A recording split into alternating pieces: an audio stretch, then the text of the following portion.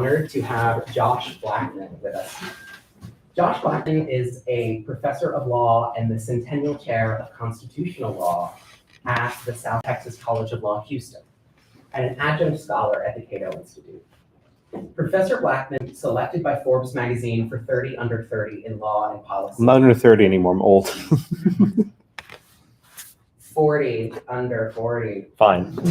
In law and policy, stipulating that such a 40 under 40 exists, is a national thought leader in constitutional law in the United States Supreme Court. He's also a prolific writer. His works have appeared in leading national publications from the New York Times to the Wall Street Journal. He's written more than 6 law review articles, collectively cited nearly 1,000 times, and he's authored 3 books, the most recent of which, An Introduction to Constitutional Law, becoming a top 5 bestseller on Amazon. Side note, I'm a personal fan of his 100 Supreme Court cases. I didn't read it, but it has videos, and they're very fun to watch, so I highly recommend. Outside of the lecture hall, Professor Blackman writes for Reason Magazine's Call It Conspiracy, a blog of law professors and lawyers. He's the president of the Harlan Institute and the founder of Fantasy Scopus, the internet's premier Supreme Court fantasy league. Professor Blackman also recently entered the hot debate on whether former President Trump can be disqualified from seeking presidential office under Section 3 of the 14th Amendment. That work, Sweeping and Forcing the President into Section 3, is authored alongside Professor Seth Barrett Tillman and is forthcoming in the Texas Review of Law and Politics next March. Please join me in welcoming Professor Blackman. Thank you so much, and I am grateful if you actually read my article. It's long, it's boring, but that's not the topic today. The topic today is the future of the conservative legal movement. And in order to tell this story, I have to do a little bit of history. Now, I understand your first year, second year, third year, you've come to law school at a very different time than I have. You've come to law school when there's a majority of the court is conservative and originalist. But that wasn't always the case. Come on in, grab a seat, grab a seat. That wasn't always the case. So let's take a little walk back in time. Starting with the 1930s, I'm sure a lot of you know, the Supreme Court took a very sharp turn to the left, primarily through appointments by Franklin Roosevelt. The court adopted very broad conceptions of federal power and a very narrow scope for states' rights. In the 1950s, due to some terrible appointments by President Eisenhower, the court continued to lurch to the left. In fact, Earl Warren and William Brennan, 2 of the most liberal justices of the 20th century, both appointed by a Republican president. And it gets worse. President Nixon made 4 appointments to the Supreme Court, only one of whom was actually a conservative, William Rehnquist. The other 3 pushed the court even further to the left. Roe v. Wade, the sort of decisive case of the 70s, had a majority of Republican justices in the majority. So once you get to Roe in 1973, there's sort of a reflection or recognition that maybe something is awry with the Supreme Court. That no matter who Republicans put in the court, they seem to vote with the court's liberals. And when liberals vote in the court, they vote consistently with each other. So starting in the late 70s, sort of a movement arose in response to Roe v. Wade. And thinking was, how can we change the legal culture? The academy, much like it is today, leaned to the left. The bar associations leaned to the left. Every institution of law leaned to the left. And in the early 1980s, President Reagan came to office and ushered in sort of a shift in the way we think about the law. Around the same time, a few law students who were at Yale and at Chicago formed a group called the Federalist Society. It started off like any other student organization, with a few students meeting, having events on campus, writing to people at other schools to do events together. And soon the Federalist Society grew. They had advisors like Antonin Scalia, like Robert Bork, like Ralph Winters, and professors who were actually saying, yes, we need to have a voice for conservatives and libertarians to think about the law. And as the Reagan administration grew, many of the FedSoc lawyers assumed positions in the administration. And I think one of the crowning moments where things actually shifted was when Attorney General Meese was appointed the 75th Attorney General. General Meese, who's still alive with us, he's a national treasure. He gave a series of speeches in which he articulated originalism. He gave one speech to the American Bar Association, saying that the Reagan administration would shift to a jurisprudence of originalism, that they would not advance arguments in the Justice Department that were not consistent with the original meaning. This set off a clash of debates. William Brennan, the liberal line of the court, gave another speech at Georgetown, and he said, no, originalism is not real. This is just judges pretending to be restrained. This is just conservative judges making stuff up.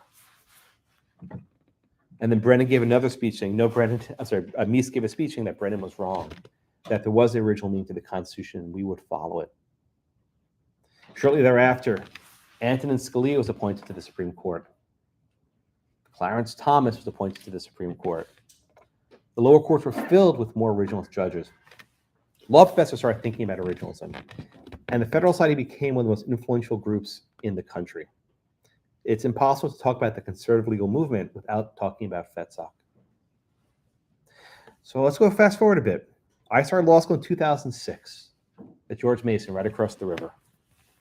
And when I went to law school, we had these two new judges, John Roberts and Sam Alito. They'd just been confirmed recently. And here we have two members who, at least one of them was a member of the Federal Society. John Roberts denied ever being a member because that's John Roberts. But at least Sam Alito was a proud Federal Society member. But still, the court's swing vote was Anthony Kennedy, a Republican appointee who frequently voted with the left. David Souter, another Republican appointee who almost always voted with the left. So even though you had 6 or 7 Republican appointed justices on the court somehow still managed to vote consistently with the left. But the enterprise continued.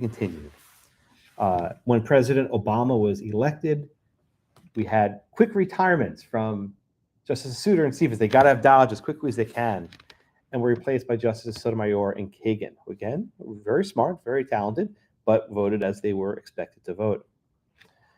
And then we go to 2016, February, it's right on Valentine's Day, never forget, and Justice Scalia suddenly passed away.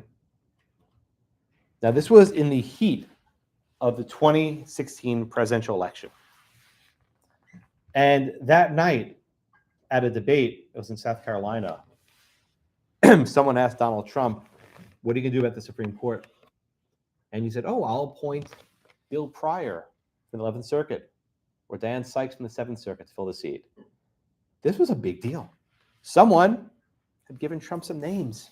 Now, lots of people take credit for it. I won't say who did it. Lots of people take credit for giving Trump the names, but the point was these are both judges known to the Federal Society. Trump, for all of his weaknesses, and there are many, recognized a strength that if he were to gain credibility on the Supreme Court, people would actually support him. And he put out a list, actually there were several lists, of judges that he would appoint to fill the Scalia vacancy. And in regards, the 2016 election became a referendum on the Supreme Court.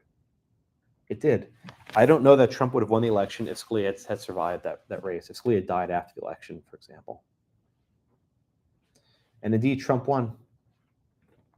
And as we know in hindsight, he'll get 3 vacancies.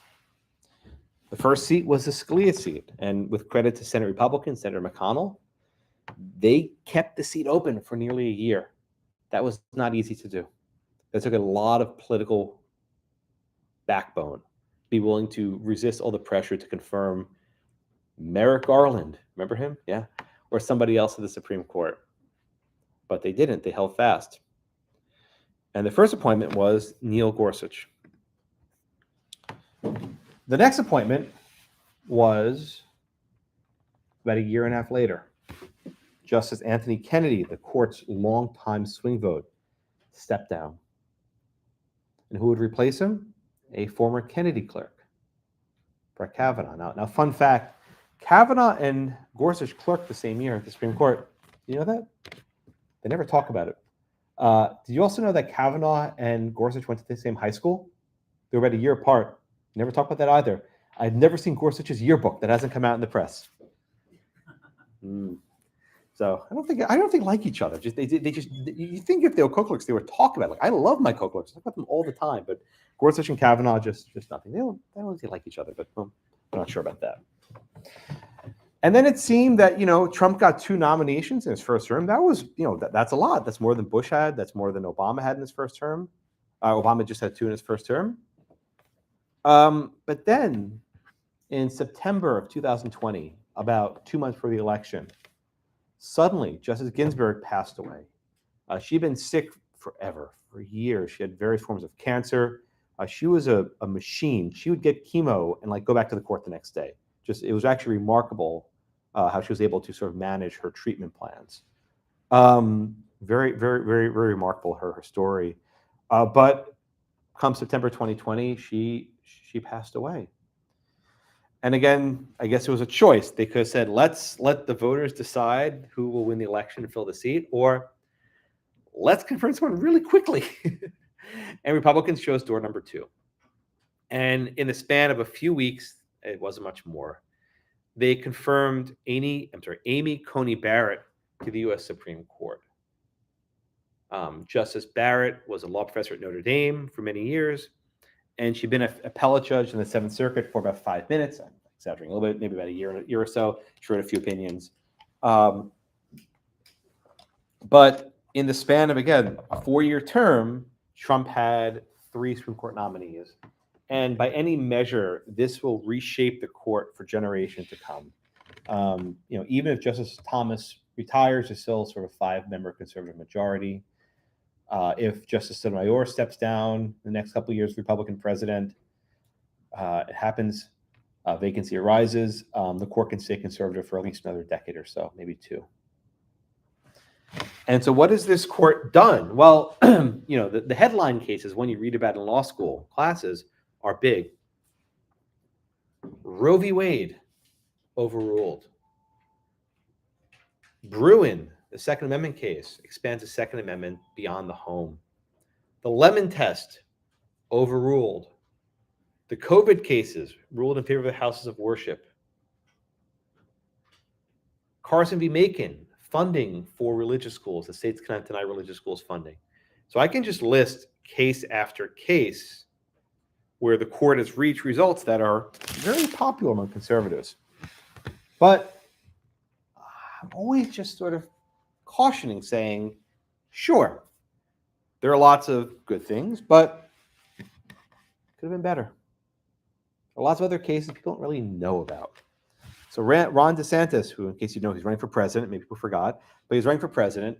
He made some comments a few months ago, and he said, I'll read it to you. He said, I respect the 3 Trump appointees, but none of those 3 are at the same level of Justice Thomas and Justice Alito.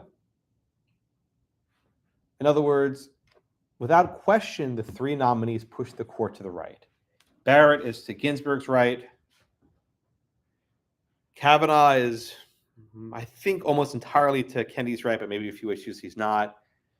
Gorsuch, maybe to Scalia's left a little bit, but that's a hard bar to clear. But on average, the 3 of them move the court to the right, where Justice Kavanaugh's on the swing vote. But if you look at the numbers, consistently, Kavanaugh, Barrett, and to a lesser extent Gorsuch vote to the left of Thomas and Alito. That is, we can say that with some certainty. Critics assail the Supreme Court as the most conservative bench in modern history. True enough. I'm not going to argue with that. But it could have been far, far worse for progressives if Justice Thomas had actually nominated justices in the mold of Scalia, Thomas, and Alito. Look past the string of headline-grabbing conservative victories concerning abortion, affirmative action, the religion clauses, the Second Amendment, and so on. Rather, count up the 5 to 4 cases on the merits docket that swing to left. Count up the rejection of applications on the emergency docket brought by conservative litigants. And the denial of cert petitions that could have been granted and moved the law to the right, but were denied. By my count, there are about 3 dozen cases in which the court conservatives voted with progressives. So I'm balanced. I know they don't like when I say this. Progressives should say, thank you, President Trump, for not nominating more conservative judges to the court, who would have been confirmed, I think, just as easily. So we'll walk through some cases. So the first one is in the merits docket. Justice Gorsuch has cast a deciding vote in five to four cases. That's again, 5 cases that went 5-4 that swung to the left. So Gorsuch often voted with the court's 4 liberals, back when there were still 4 liberals, before Ginsburg's passing. Sessions versus DiMaia held that a federal immigration law was unconstitutionally vague. Washington Department of Licensing versus Cougar-Den. This case exempted members of Indian tribes from a tax. Again, Gorsuch voted with the court's liberals, and indeed Justice Kennedy was with the conservatives. The third case, Herrera versus Wyoming, protected the right of an Indian tribe to hunt on property.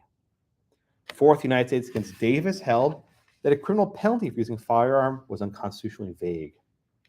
The fifth case was most significant. Have you heard of McGirt versus Oklahoma? This is a very big case. This case held that a huge portion of Oklahoma, including the city of Tulsa, was actually Indian country. As a result, Oklahoma cannot prosecute crimes committed by members of the Creek Nation. Again, I'm not exaggerating. This case arguably gave away half of the state of Oklahoma.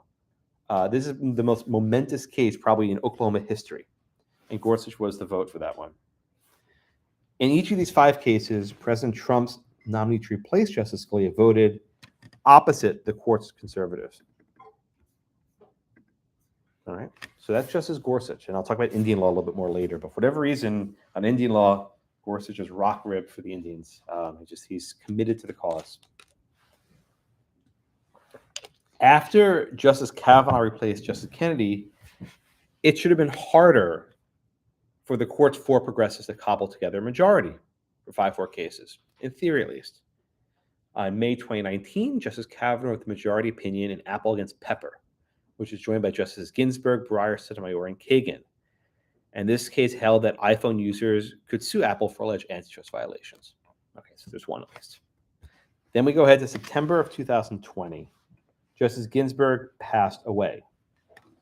By the end of October, Justice Barrett was confirmed to fill the vacancy. So now there are only 3 progressives on the court: Breyer, Sotomayor, and Kagan. With 3 progressive, you would need 2 conservatives to swing to the left to form a majority. Again, so you have the 3 liberals, and you need 2 conservatives to make a majority. That's how it would work. Yet the progressives would prevail in 5 more 5-4 decisions. In each case, Chief Justice Roberts and Justice Kavanaugh joined the court's progressives. The first, Biden versus Texas, approved the Biden administration's immigration policy. The second, Biden versus Missouri, held that the federal government could mandate vaccines for healthcare workers. Remember that? Remember the vaccine mandate cases? We don't want to talk about that anymore. You know, we just forgot all that stuff. It's just, do you have a vaccine mandate still? Is that gone at GW? Just they forgot about it. Yeah. We still do. Yeah, no one cares. Right. Okay. It was a big deal a couple years ago. Third, imagine when I'm at this podium in 20 years explaining to one else what the pandemic was, I won't be able to do it. They'll have no idea what I'm talking about. Like it'll just the same way, like I'm talking about Pearl Harbor too. It's like it'll be foreign to them. All right. I will be here in 20 years, I promise. I'll be the 660, I guess, right? Third case, Nance against Ford ruled in favor of a death row inmate. I'm 39. So we have 660, right? The fourth case, Torres against Madrid. Again, the 3 liberals and 2 conservatives allowed a plaintiff to sue police officers who shot her. And the fifth case, Torres versus Department of Public Safety, ruled that Texas would be sued for damages. So consistently, Justices Kavanaugh and Chief Justice Roberts vote with the court's 3 liberals. In June of 2022, Justice Breyer retired and was replaced by Justice Ketanji Brown Jackson, who actually clerked for her. I mean, it's remarkable that the last 5 justices all clerked in the Supreme Court, right? Jackson for Breyer, Barrett for Scalia, Kavanaugh for Kennedy, Gorsuch for Kennedy, and Justice Kagan clerked for Harry Blackmun. No relation. Okay. Before that, Rehnquist had clerked in the Supreme Court. Breyer did, but that was it. So for the longest time, you had maybe 1 or 2 members in the court who clerked the court themselves. But most of them did not. And Roberts, of course, clerked for the Chief Justice. Okay. So again, Jackson replaced Breyer in June of 2022. This past term, Chief Justice Roberts and Justice Kavanaugh continued to join the court of 3 progressives in 2 prominent 5-4 cases. Allen versus Milligan held that the Alabama violated the Voting Rights Act by not creating a second majority minority district. And Cruz against Arizona permitted a prisoner to challenge his conviction in federal court. Finally, even when Justice Kavanaugh votes with the court's conservatives, he still pivots to the left. This is my left, that is. Justice Kavanaugh wrote influential concurring opinions in the landmark abortion and Second Amendment cases. These concurrences narrowed the majority opinion by resolving difficult questions that were not yet in front of the court. By my count, since Justice Gorsuch's appointment, a Trump appointee has cast the decisive 5th vote in a 5-4 case that swung to the left a dozen times. Again, in 12 cases, a Trump appointee cast the decisive vote to go to the left. Okay? But this tally only considers the Supreme Court's merits docket, the so-called shadow docket, or as I call it, the emergency docket, as its real name is. That's what it's called. The emergency docket provides an even larger set of data points. So just some numbers. On the so-called shadow docket, 5 votes are needed to grant relief. And generally, these applications for relief are decided by unsigned per curiam opinions. Okay. On occasion, 1 or more justices will dissent from denial of grants of relief. Since November of 2020, Justices Thomas, Alito, and Gorsuch have consistently ruled together on emergency applications. Okay, again, that's 4. I'm sorry, that's 3. Thomas, Alito, Gorsuch. But to get relief, you need 5. So you need Kavanaugh and Barrett. 3 plus 2 would make 5. That would give you relief. So let's go back to 2021, the COVID case. Harvest Rock Church, South Bay United Pentecostal Church. These churches challenged California's restrictions on in-person gathering and singing during worship. If you recall, the state actually banned singing in church. You could gather, but you couldn't sing. I guess you could whisper. I don't know. Lord hears everything, I guess. Right? The court, by a 6-3 vote, ruled that the prohibition on indoor gathering was unconstitutional. Okay, good, fine. But then the court split further. Thomas, Alito, and Gorsuch went further and said, you can't ban singing in church. That is insane. But Barrett and Kavanaugh, they left the singing ban in place. In fact, this was Barrett's first writing in the Supreme Court to say that, no, you can't sing. It's like basically like Footloose, but you know Footloose? You seen the movie? Basically Footloose, but I guess they could dance but not sing, so it's the opposite, right? But you can't sing, that's what Barrett said. And this 3-2 split on the emergency docket would repeat itself again and again. Vaccine mandate cases. In 4 cases, Kavanaugh and Barrett declined to cast the deciding vote that would have blocked the enforcement of a vaccine mandate, which apparently those mandates did absolutely nothing in hindsight. Dunn v. Austin, We the Patriots versus Hochul. Doe's 1 through 3 versus Mills. Dr. A versus Hochul. Hochul is the governor of New York. Eventually, Justices Kavanaugh and Barrett also declined to vote, likely declined to vote to grant certiorari in Dr. A versus Hochul. In other words, they rejected the case in the shadow docket and they rejected the case on the merits docket. We don't know for sure they voted, but we'd be pretty safe in this one. Justices Thomas, Alito, and Gorsuch, meanwhile, have heard the case. Another case, Austin versus Navy SEALs. This is a case where Navy SEALs oppose a vaccine mandate. These are people who risk their lives to rescue people. Okay, they don't get a shot. Okay, that's fine. Kavanaugh and likely Barrett allowed the Navy to deny religious exemptions for the vaccine mandate. Again, they ruled against the Navy SEALs. Another case, Coalition for TJ versus Fairfax County Public School Board. This is actually right in the backyard. If you know, TJ is one of the top high schools in the country, Thomas Jefferson. And they basically changed their admissions policy to promote DEI. Hello. And they changed their admissions policy to promote DEI and not have as many Asian kids. I'm only slightly exaggerating, but that's the effect of the policy. If you have too many Asian kids, let's change our policy. Just like Harvard. Coalition for TJ went to the Supreme Court to get emergency relief. Thomas, Alito, Gorsuch were granted the application. Kavanaugh and Barrett were silent. Now the case is back at the court. We'll probably assert grant this term, and maybe they're waiting to take on it later. But again, TJ's been having their policy in place now for several years. Another one, Moore against Harper. This is about the independent legislature doctrine case. The Republican North Carolina legislature asked the Supreme Court to block the state Supreme Court's finding of a partisan gerrymander. Thomas Alito Gorsuch would have granted a stay. Kavanaugh and likely Barrett declined to grant relief. And ultimately, we know that in hindsight, Kavanaugh and Barrett voted against North Carolina legislature, so they were on the merits on the shadow docket of the same place.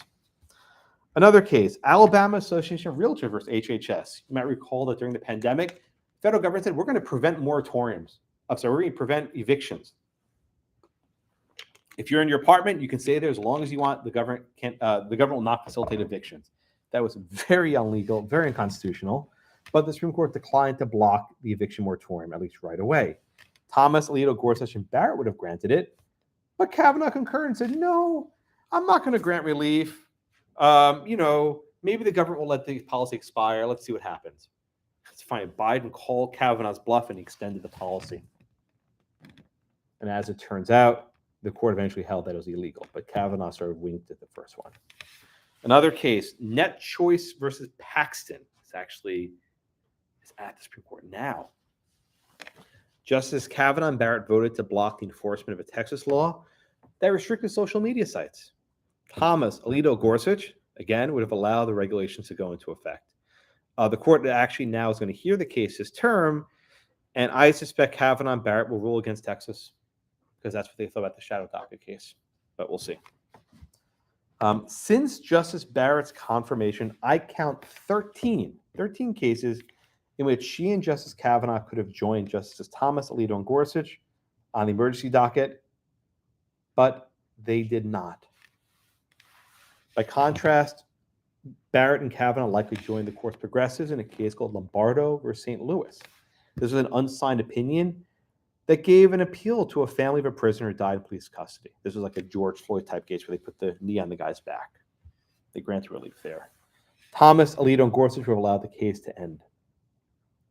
Ultimately, the lower court ruled against Lombardo's family, and the Supreme Court denied review over Sotomayor and Jackson dissent. Prior to Justice Barrett's confirmation in October 2020, Justice Kavanaugh was also the odd man out. I count at least 5 cases before the presidential election which challenged COVID-related voting procedures.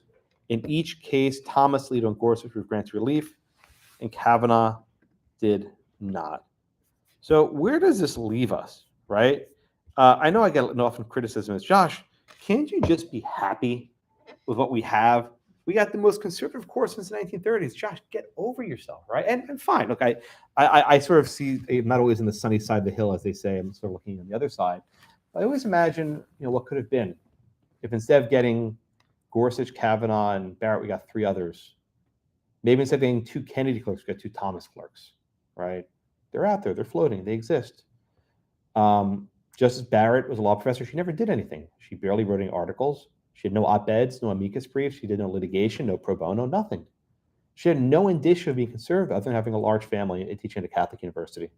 Public, at least. Maybe privately, she does all these things in private, but public, she had said nothing. I read her articles. There's very little about her that we knew. Justice Kavanaugh, while being a circuit court judge, had an Obamacare case. And I don't have time to get into it. His opinion more or less set the stage for John Roberts of saving construction. I can explain to you later how that works. He declined to strike down the Obamacare law, and he had this very obscure tax argument. And Justice Gorsuch, perhaps his most infamous case is the Bostock case, holding that the Civil Rights Act of 1964 protects LGBT discrimination. Who knew that in the 60s, people were saying, yes, we need to protect transgender children. Who knew that was actually in the statute, right? Transgender employees, I'm sorry. But then again, when he was on the circuit court, he decided a case called Castle, K-S-T-L, in which he basically said, discrimination against people based on gender identity, that's just like sex discrimination, no big deal. So all these red flags were there. So I don't raise this argument to sort of criticize the justices, which I do for sure, but to say in the future, look for the red flags and run away from them. Don't commit your entire movement to confirm someone through terrible circumstances who will vote the way that these judges voted. It's not worth it, right? There were many people on the Trump list who have been much easier to confirm, that didn't have nearly as much baggage, that didn't have yearbooks floating around and allegations of other things, right? We didn't need these 3. We didn't need them, but we have them.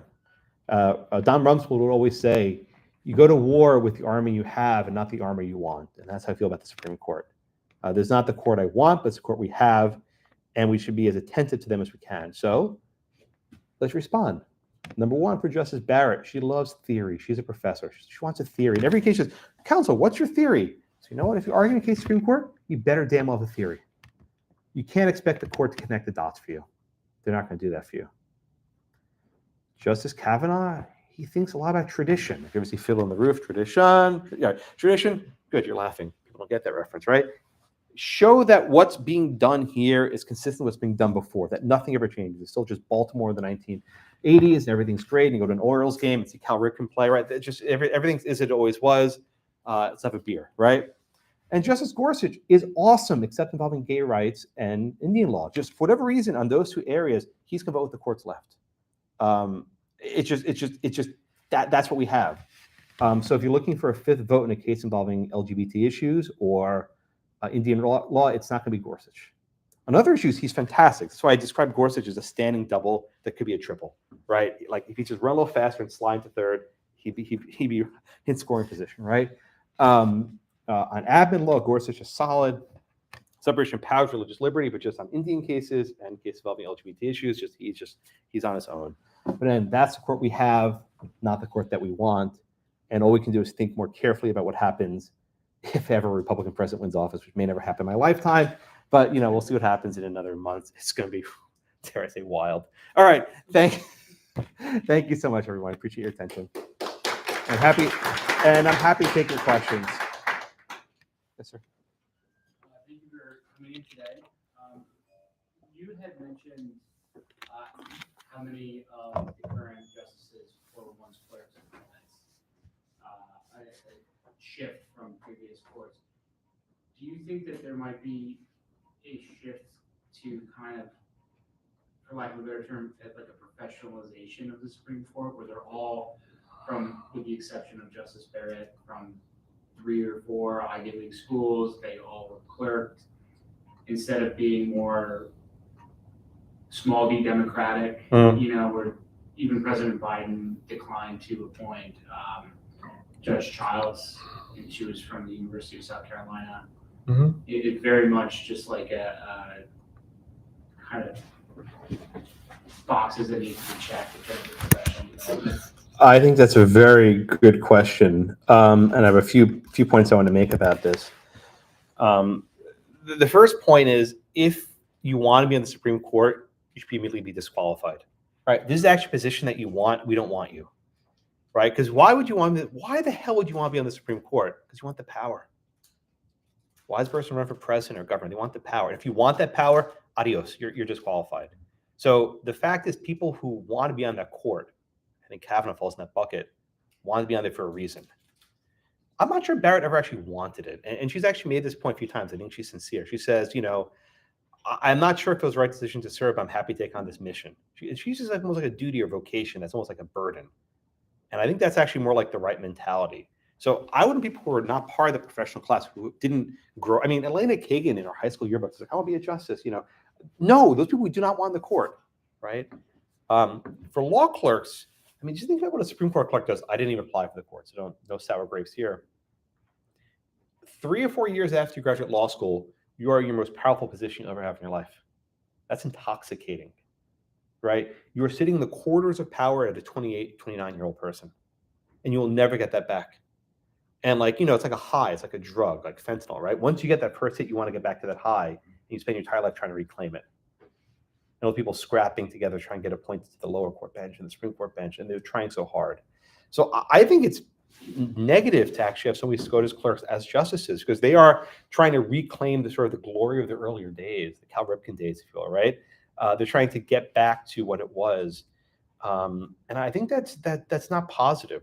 Also, clerks tend to view the court in this very non-critical fashion. Now, I dump on the court all the time. I criticize them. I don't care. Look, they're not hiring my kids as law clerks. I don't care about them, right? They have their own business. I have mine. But when you're in this sort of world, you can't be critical of the court because you depend upon them for clerkship hiring. You depend on them for coming to your party. You depend on them for references and so on. And it's this entire just cyclical process where everything reinforces each other. So I would I would love the next justice to have not clerked in the Supreme Court, maybe went to a non-elite law school. Maybe someone actually had some real world experience in the movement, actually did something with their life, right? Not someone who just was hiding in an ivory tower and never. Barrett wasn't even a member of the Federalist Society. She wasn't even a member. The dues aren't expensive. She didn't pay dues for like 10 years. She rejoined like a couple years before Trump got elected. Come on, she never went to the National Lawyers Convention. How do you not do that?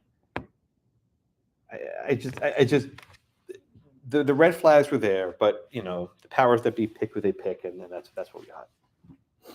What other questions we have? Yes. So when we're talking about originalism and the fact that this is, we look at it as a more objective doctrine that allows judges to be restrained and not let their biases politically or their affiliations come in. Do you think that the current justices, at least given the fact that many of them, like Justice Barrett, don't have a paper trail, are they at least a good originalist, or is that like a good football team to put together to have like actually an originalist court? Right. So look, without question, this is the most originalist court we've ever had.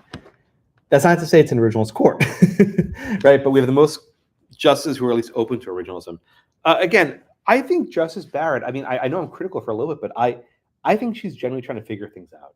I mean that sincerely. She's trying to work her way through things because she hasn't done it before, right? It's not like she came to the court with preconceived notions. She just hasn't done the work before.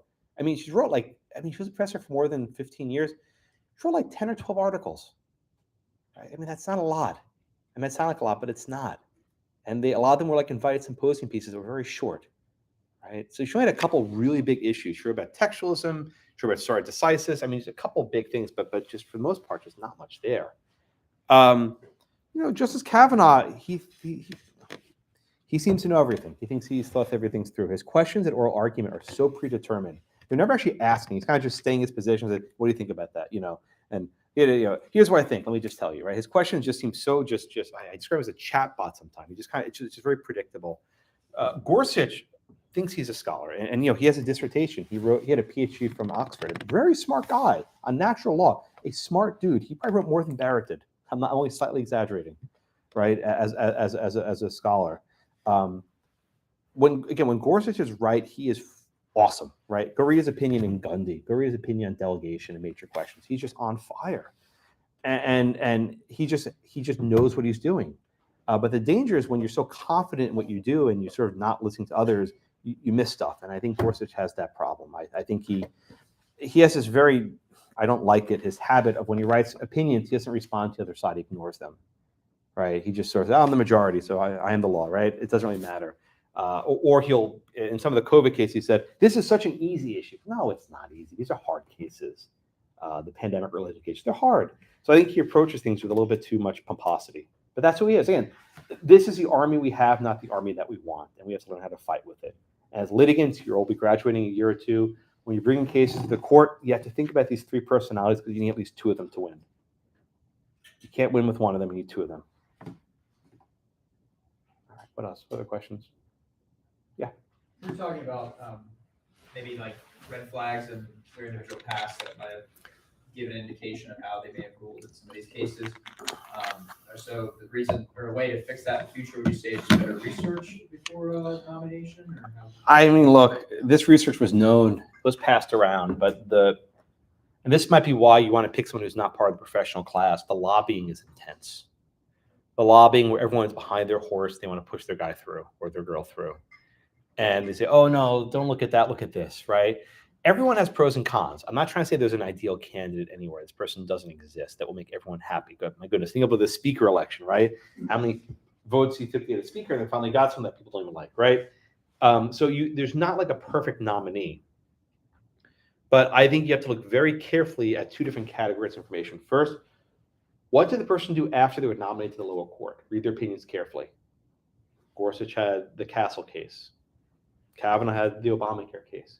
Barrett was a judge for about 5 minutes. She had a couple opinions, but not much.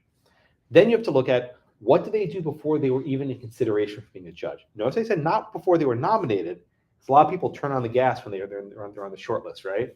What did they do in law school? What did they do in private practice? What jobs did they take? What jobs they did not take, right? What pro bono work do they do? What amicus briefs do they file? What media exposure do they do? Do they bleed? Were they attacked?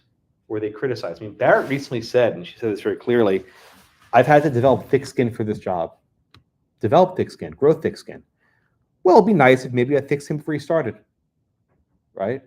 I get attacked on a daily basis. My skin's pretty thick, even though I'm under 40, right? My skin is pretty thick. Did they develop a thick skin before they were consideration? Were they attacked? Were they subject to public ridicule, right? Can they withstand the pressure? There's an analogy that, if you have a tree that grows and there's never any wind, it doesn't get strong. And then the tree just sort of topples over one day. But if the tree's always kind of get back and forth, wind here and there, the tree strengthens and it becomes a mighty oak. We need oaks who can withstand the pressure being in this awful, I hate DC. I'm on a plane in about an hour and a half, right? I'm out of here real soon. But this is an awful place to live. Can they withstand the pressure being in DC? Do they want to be seen at cocktail parties? Do they want to be invited back to parties, right? Thomas does not go to parties here. Alito's not going to these parties here. You don't want to go to parties here. They're dreadful. Yes, sir. I wonder if some of the concern you might have that the court know kind of reminds me of, and you mentioned the FDR appointees, and essentially they were all kind of New Deal appointees, and all kind of just ended up infighting. Isn't that funny? Yeah. Yeah. So I guess you might have answered this just there, but are you thinking that there is a way to prevent that by doing more research before they're appointed, or is there always just that concern of ideology for that? Really thoughtful question. Thank you for that. So if you don't know the history, I'll just backfill you in. Franklin Roosevelt picked 9 justices to the Supreme Court. He had 9 appointments. So he had the entire court, basically. Everyone was him, right? And then you had Truman made a couple nominations, and Roosevelt made a bunch of, Eisenhower made more. But the sort of funny part was that the court's liberals didn't always agree. In fact, they fought. You had Robert Jackson, you had William O. Douglas, you had Felix Frankfurter, and these are famous stories. They were the scorpions in the bottle. They were just sort of sniping and biting at each other. And being a liberal in the New Deal meant you favored the federal government, but that didn't say anything about individual rights.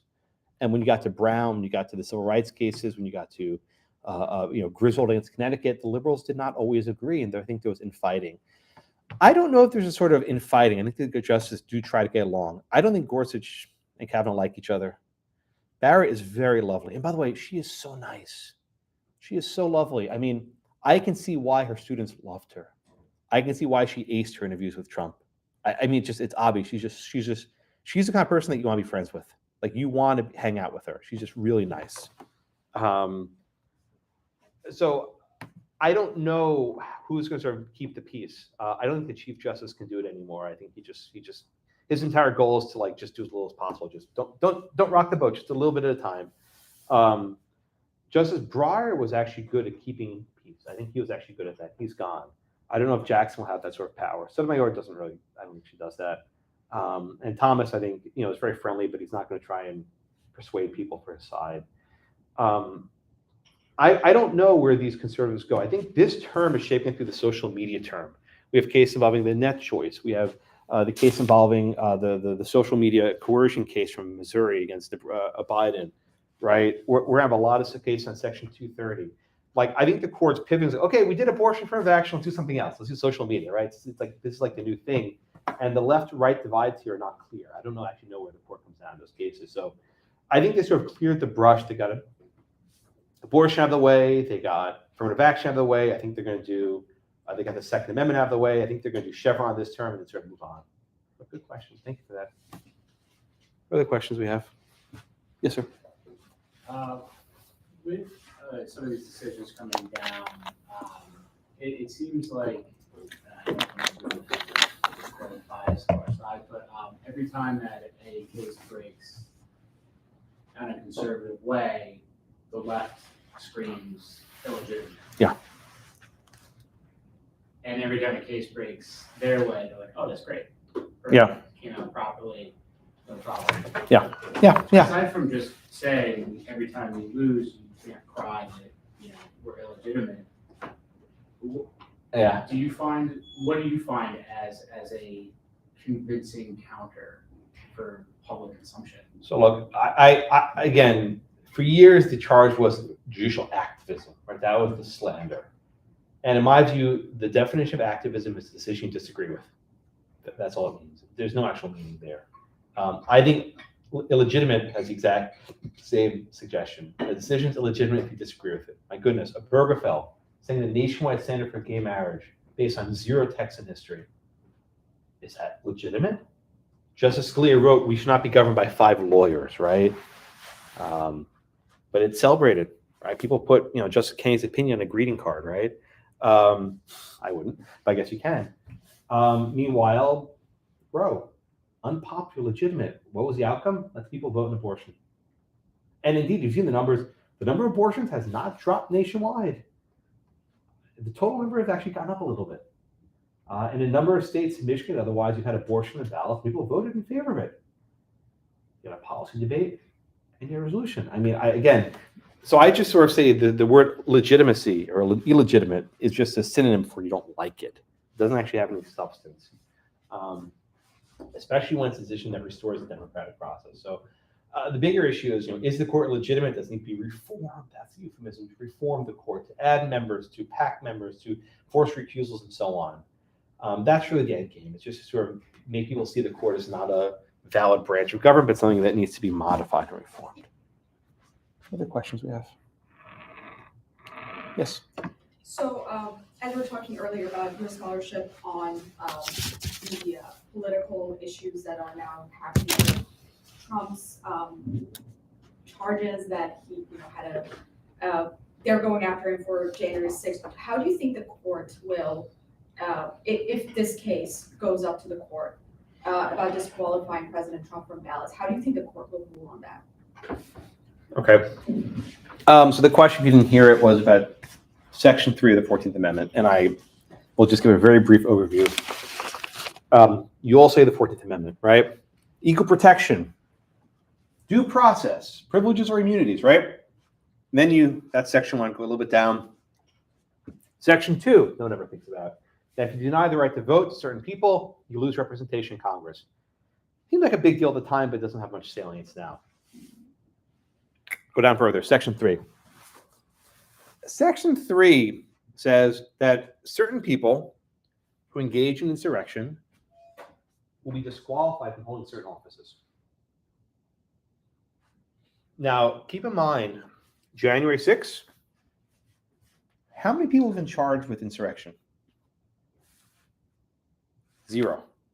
The Proud Boys, everyone else was charged with seditious conspiracy and various other things. So, at least in the eyes of Jack Smith, no one's been charged with insurrection. Was January 6th an insurrection? I have no idea, right? I don't think it was, but I think people might be able to disagree on that. But there's been no criminal indictments on insurrection. That might be enough to answer the question, right? If there's been no criminal charges of insurrection, then maybe states should not be trying to knock Trump off the ballot. But, when you can't win the ballot box, you have to try to win the courts. We know that all too well, because that's what the Trump lawyers try to do, right? The name John Eastman, Sidney Powell, Jenna Ellis, Chesbrough, all these lawyers under indictment in Georgia. They thought that they could use the courts to get their guy into office. I'm afraid that a lot of the lawyers on the left are going to take a page out of the John Eastman playbook. Yeah, I said it. They're going to try and do the same thing on January 6th of 2025 and have Kamala Harris gavel in and say Trump's not eligible. Let's see how that actually works. Mike Pence didn't do it. Let's see what Kamala Harris does. But even before we get to January 6th of 2025, we have the question, is Trump actually disqualified? Now, I wrote a very long article with my colleague Seth Barrett-Tillman in this issue. In our view, Trump's not subject to this provision. Section 3 applies to a person who's called an officer of the United States. Also, the appointments clause, right, in common law. The president shall appoint the officer of the United States. The president's not an officer of the United States. This is a very easy textual argument. Trump is unique. He's the only person ever to hold the presidency who took only one oath of office, presidency. Every other president was a governor or a senator or a member of Congress or a general or something, some sort of oath to the Constitution. Not Trump. So in my view, this case is very easy. But look, progressive groups who don't like Trump have brought lawsuits in blue states with blue courts, and they might get lucky. So to your question, will this go to the Supreme Court? I pray it does not, but if it does, we'll be ready. We're ready. We have arguments ready, amicus brief will be in the can, and we'll do the best we can to show that maybe the voters should be able to decide who the next president is, and not a bunch of lawyers in courtrooms. If we learn anything from Bush v. Gore, it's courts should not be deciding elections. And by the way, Roberts, Kavanaugh, and Barrett all did work on Bush v. Gore. Barrett sort of did. I mean, she barely did anything, but she was, one of her firm was involved with it. I'm not sure what she actually did. Kavanaugh was actually heavily involved. All right, what else? Go once, twice. Thank you all so much.